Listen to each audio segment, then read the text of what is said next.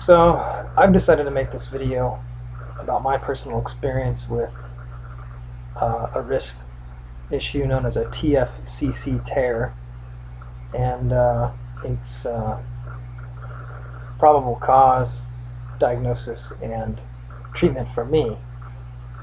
The reason why I've decided to do this video is because when I first saw the orthopedic doctor who diagnosed me with that condition, it was quite a surprise. I'd never heard of it before, but he said it was fairly common, and the treatment was quite extensive.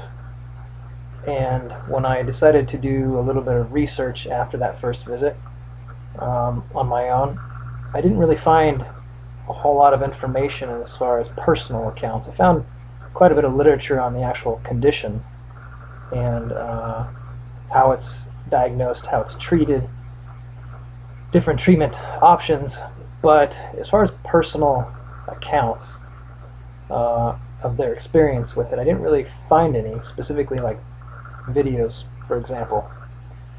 Just photos, things like that. So I decided that because this is a fairly common condition and I couldn't find any information on myself, I decided to make my own video and explain my, like I said, my cause, diagnosis, and treatment. So I will start at the beginning. For me, I'll tell you a little bit about myself, just so you know my background. I am 38. I have been an auto mechanic for about 18 years. I also, as a hobby, rode motorcycles and bicycles of all sorts pretty much since I was a kid. Raced mountain bikes for a short time as well, and also do a little bit of weightlifting, nothing heavy, but I've been doing that for probably 15 years as well. I would say moderate weightlifting. So the reason why I tell you that information is because talking to my doctor, a lot of it had to do with the reason why I had the issue with my wrist. Being a mechanic, riding a lot of bikes, and weightlifting, all of that stuff combined is very rough and tough on your wrists. So that's my background. As far as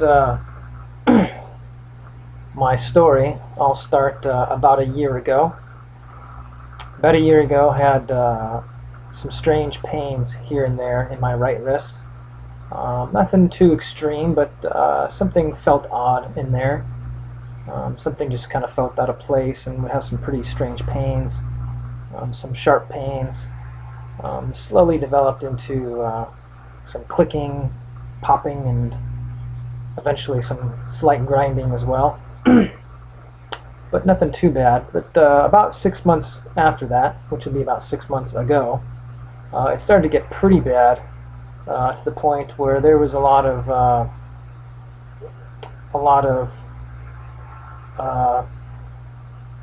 things that when I attempted, my wrist would just sort of give me a quick sharp pain and even a grind, and then it felt like it was going to sort of buckle, I guess you could say. If I put any kind of strain, specifically as far as pushing, turning, especially if it was at an odd angle, some pretty strange pains. It got to the point where I finally decided to see the doctor. Now, when I went to see the doctor, I specifically requested to have a cyst drained. The reason why is because on this wrist, I had, or have, a ganglion cyst for over 10 years. And I had assumed that most of this pain had to do with this cyst. So when I went to the doctor, I went in and said, can you drain this cyst? It's been hurting and bugging me a lot. This is just the regular primary care physician. She said, well, we don't do that kind of thing here. I'll have to send you to the orthopedic hand specialist to do that. There's too many sensitive things in your hand. I don't want to hurt you. We just kind of don't do that. So, okay. So sent me to the hand orthopedic specialist a little while later, and he requested an x-ray because he felt that the cyst shouldn't be that painful, and I think he probably knew a little bit more than I knew. I think he kind of already knew what the issue may have been, he just didn't want to say. But he wanted to get the x-ray, so I got the x-ray, went back to him, and he did a lot of physical testing with my wrist, turning it in certain directions and things. And he looked at the x-ray, and he said, okay, well, the cyst doesn't have anything to do with your pain, most likely. Your pain is caused because you have two bones, one in your wrist and one in your arm, that have been basically hitting or bumping into each other for a long time. And there's evidence on the x-ray that there's actual wear on the bones, the two bones, where they have been hitting each other. So I thought, okay, well, what's the remedy for that? He said, well, you also have what's called a Tfcc tear, and he said he knew that based on the symptoms and the physical manipulation of my wrist as well as the x-ray, because the only way for those two bones to really hit each other was if there was a tear in the center of the Tfcc, and the bones were hitting each other through it, through the hole in the tear. So he said normally his recommendation would be to go in arthroscopically and clean up the tear, but he said in my case I had what was called positive ulnar variance by about 2 to 3 millimeters. Now what that means is you have two bones in your arm. You have your radius and then you have your ulna. Positive ulnar variance is when your ulna is longer than your radius. So he said that typically they're usually pretty neutral, so the ulnus and the radius are pretty much equal length. A lot of people have negative ulnar variance, so the ulna is about 2 millimeters shorter, and some people like myself have an ulna that's 2 to 3 millimeters longer.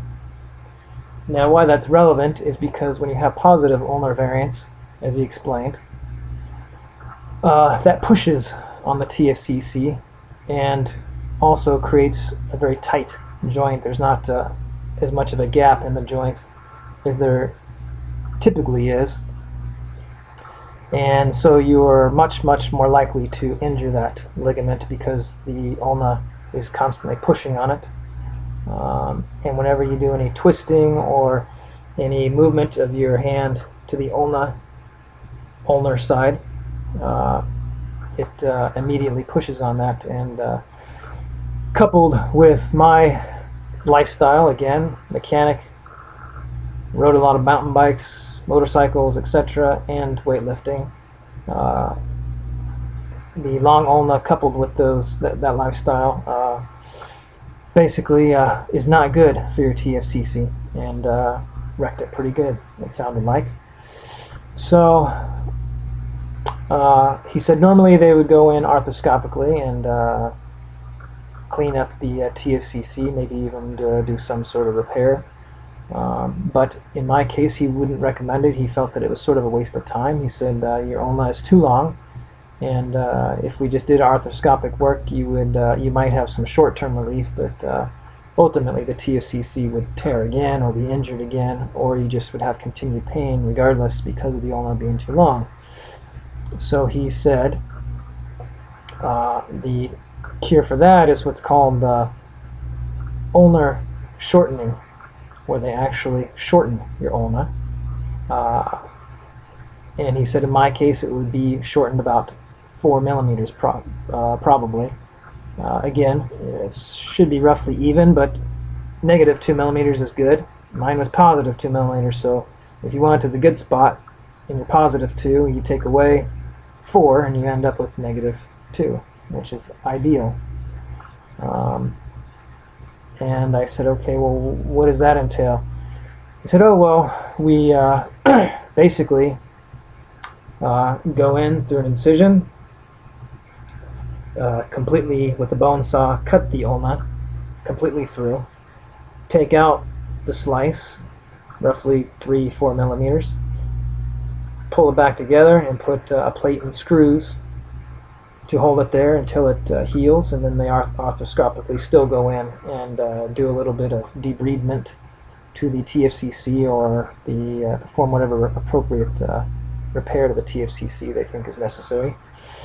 So I was immediately almost in shock, needless to say, because again, I'm going into a doctor thinking I'm going to get a fluid cyst drained, and I'm going to be pain-free, hopefully, and on my way in a few minutes.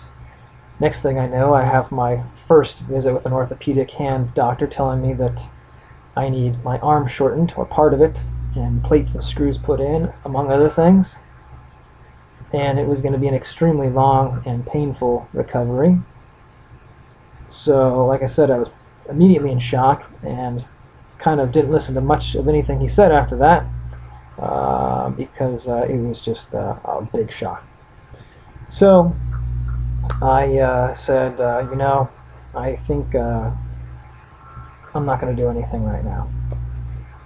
He said, okay. He didn't have the greatest bedside manner, so he didn't really care, to be honest.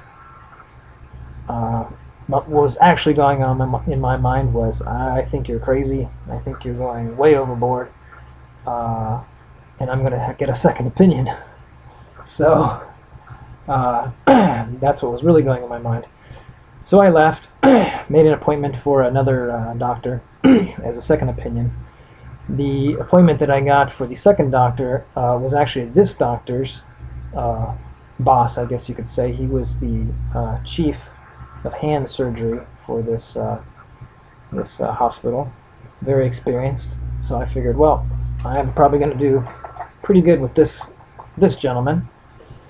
So I saw him, and he looked at the x-ray, and he did the same exam, and he said the exact same thing. To my shock, once again, he said, I completely agree with the previous doctor.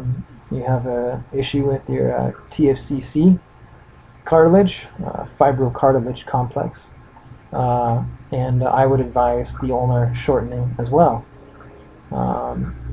So at this point I'm thinking, okay, I'm going to be in trouble, because if these two guys, and this guy is very smart, very experienced, they're both telling me this, I'm going to have to take it a little bit for the truth, I guess. Again, I told him I didn't want to proceed with the surgery at that point, though, mainly because I was nervous and some other personal things that were consuming a lot of time in my life, so I couldn't do it at that time. So I said, well, I can't. What do you suggest in the meantime? He told me that I should wear this special splint that pretty much covers your entire arm. It's similar to a standard wrist splint, but the extension on it attaches to your elbow and actually keeps you from rotating the wrist, not just moving it around. It actually keeps you from rotating it as well. And he said normally for people with neutral variants, they would recommend wearing this for 6 weeks, and the Tfcc may heal on its own. So I figured I would give that a shot. So I wore this contraption for 6 weeks straight, then didn't wear it for 2 weeks to sort of see how things were going, and unfortunately it didn't go very well. Taking off the splint, it didn't feel almost any different at all. It was still very painful when I did put any real pressure or real torque on my wrist. That was again on the ulnar side. I could do your average everyday stuff. You know, typing, for example, was not painful. Light stuff was not painful. But again, somebody like me who's very hands-on, uses hands a lot, anytime anything that required my wrist to be twisted and put pressure, or put pressure to the right side in any way, was pretty painful, and it was grinding a lot at this point. And not that grinding in itself is necessarily painful, but it's just not a good feeling, and coupled with sharp pains, you know, it's just not a good thing. So went back and looked at my options once again, and thought, you know, I think I'm going to get a third opinion, just to be safe, from a different doctor, not with this medical group. So I actually saw a doctor that I had seen many years ago, about 10 years ago, for a shoulder problem. Specifically at that time I had a shoulder surgery on my left shoulder, not related to my right wrist. But I trusted him. He did very good work on my shoulder, and I thought, I will see him and ask him his opinion. So I paid out of pocket, since he's not under my insurance, to see what his input was, and his was exactly the same as the other two doctors. He advised, yes, you need arthroscopic debridement or repair of the Tfcc, as well as the ulnar shortening. Your ulna is just too long, coupled with what you do for a living, among other things.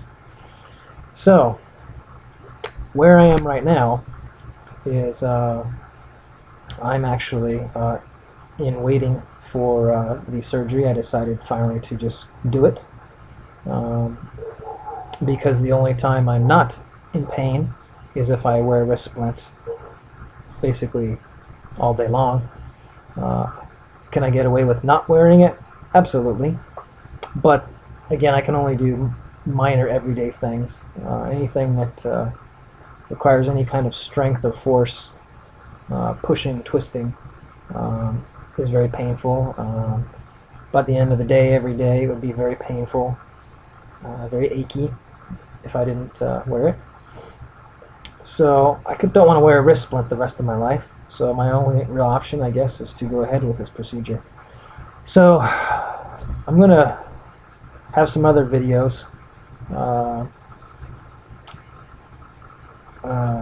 maybe the day of, the day after, maybe once a week after the surgery, to see how things go, and to record my progress, and document the entire experience, and hopefully with a good outcome at the end. But that is it for now. We will see when the surgery is scheduled, and I will probably make another video then. I will try to include photos and or video, and again, just document my experience, since I didn't find a lot of information from other people's experience. Alright? Thank you, guys.